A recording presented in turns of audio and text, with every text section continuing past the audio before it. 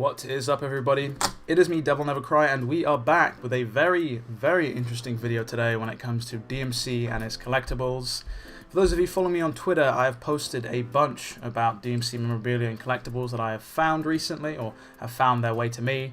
So I thought I'd condense them all into one video. I'm kind of looking around everywhere here, because there's no way I could fit all that I have on this desk. So without further ado, let's dive right into what exactly I have. First and foremost, kicking it off with Biohazard Code Veronica, which some of you may be like, what the hell are you talking about, Devil? This is supposed to be a DMC video, not Resident Evil video, but for those of you that do know the history behind Resident Evil and DMC, you know that Code Veronica actually had the demo for the original DevilNeverCry. This is the Japanese edition. This is the beta game that I showed some gameplay off of and did a playthrough of on the channel. This is the physical copy of that. Incredibly hard to find in good condition, especially with this insert that it comes with. It tells you the controls and all sorts of stuff. It's even got the jacketless version of Dante on there. This is incredibly rare to find in this good condition. But you can find them nonetheless. This wasn't too expensive, but you do have to shop around for a bargain. I pretty much get everything I find off of eBay, which is a good place to be because people like to misprice things because they don't know the worth of what they sell. Keeping along with the demo though, this is the PAL version of the second demo. Had this for as long as I can remember. This came with the EU version of Resident Evil Code Veronica. Almost said Biohazard. Then we've got the US version of the same demo. They managed to get some artwork. We managed to get just blueness. It is what it is. Nothing more to say there. And then we move on to the game itself. Again, this can be found for absolute pennies at this point. This is my original copy of the game. Blank PS2 case and everything. Still in pretty fair condition. But that moves us on to something slightly more rarer than all that I've seen so far. And that is the 3 Devil May Cry comics that were made back near, I believe, the release of DMC2. So these are comics that are supposed to be a reinterpreting of the original Devil May Cry. I don't believe they're supposed to be canon at all. But 4 of these were planned to be made, and only 3 were ever released because the company, or the publisher, so to speak, went bust before the 4th one could be made, which is a bit of a shame, honestly. These are incredibly hard to find, all 3 of them together. I managed to find all 3 of them, again, for an absolute steal of a price because people don't know the worth of what they're selling.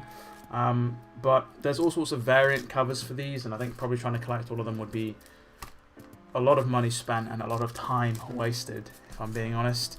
But that brings us to the final DMC1 item, and that is the Perfect Guide, which this is just a licensed guide by Versus Books. This is the perfect guide in that it tells you how to get these special bonuses, or the S-ranks, secret missions, broad fragments. I've played this game now to the point where I don't need this. I've never needed this or used it. I purely got it because it's got a massive, massive DMC1 poster in it, and it's cool to have. You know, I don't own too many game guides, but this is definitely one that I wanted to get my hands on. That brings us to DMC2 though, which for you keen-eyed viewers will already notice something very interesting, but this is obviously the original copy of DMC2. This is the UK or PAL version of it, where it's got this sort of box art in it. It's got both discs, obviously, as much as I've wanted to snap them in the past and bin them. I've refrained from doing so. Obviously, the jacket. This is probably what caught a lot of people's eye. It caught my eye at first when I saw it. So, for those of you that don't know, Diesel collaborated with Capcom to create the character designs for Dante and Lucia. And in doing so, they also created the alternate outfit designs as well to commemorate the release of DMC2 back in 2004. Almost got the dates mixed up there. They created this jacket, a very, very limited run of the alternate outfit jacket that Dante wears. These, I think, would cost you almost $1,000, almost $1,000 back at release. Almost impossible to find or buy at this point. You know, good luck attempting to find one because you probably won't. And I managed to get it for an absolute steal because, again, I don't think the person who was selling it knew what it was worth, which is why I love eBay so much. It's in fairly good condition. It's got all the details, all the patches, It's got all the badges and everything. I'll probably throw an image up on screen of it here so you guys can see it in clearer detail. But it is an awesome jacket, awesome collector's item to have, considering that you pretty much can't get these anymore. And now that I've shown it off, I kind of really want to take it off because it's absolutely boiling in this room. And we're back, thankfully. I had to cut away from fumbling with that jacket to take it off because it is a tight fit, I'm not going to lie. We've got DMC3. This is just the standard copy, not the special edition copy. I've still got the demo from Monster Hunter that came with it. Again, with this blueness. Didn't get the CD art, unfortunately, which I guess the PAL versions tend to get the short end of the stick. And then we've got DMC3 Special Edition, but not just any Special Edition. This one was signed by Itsuno-san himself back when I managed to meet him at the community event back over, I think, a year ago at this point. Damn. He managed to sign it, which was nice of him. DNC from the future here. Can't believe I forgot to show off the DMC3 manga I have. 3 of them were planned to be made, but only 2 of them were finished and released, with the 3rd left uncompleted. That's what I was kind of alluding to with DMC and not being able to finish some of their side projects. But I digress. But then we move on to some of the other miscellaneous stuff. We've got, obviously, a copy of the HD collection, physical copy. Also on PS3 as well, because I love to double dip, clearly. And then we move on to DMC4, which I've got 2 of these for whatever reason. So here's my original copy that I got back at launch. This thing is rusted to all hell, I think because I guess they didn't use any decent materials, or maybe it wasn't, I didn't keep it too well. But I've got a proper version here that is a lot more mint, and this one, I don't know if you can see, was also signed by Itsuno-san himself. Again, absolute legend. So that's why this one's been kept in fairly good nick. And then that brings us to DMC4 Special Edition, which didn't technically get a physical release over in the West, but in Japan, obviously, they got a release, which I imported, obviously. So I've got a digital and physical copy of the game. And then that moves us on to DMC5, which I've got a decent amount of things. My collection still isn't complete, but I guess we can kick things off with this. This is a promo copy of the game, which, yeah, I managed to finagle my way into at Capcom. It took a lot of bribes and sweet talking, but nah, that was a pretty cool thing to have. I've obviously also got the soundtrack for DMC5. I was contemplating getting it in vinyl or CD, but to be honest, I don't have a vinyl player. As much as they'd be cool to have, having a CD version of the soundtrack is makes a lot more sense in terms of utility. Next up, we have got a signed Xbox version of DMC5. I believe this one was signed by Hideaki Itsuno and Michiteru Okabe. Okabe being the other producer on DMC5. Many of you know Matt Walker, but Okabe is the senior producer. So that was awesome to have. Again, how did I get this actually? I'm trying to think. I'm really trying to think actually. We'll just put it down to connections. We'll say that. We'll say it was a black market deal, so to speak. And then obviously we've got the Steelbook version of DMC5, which is pretty awesome to have.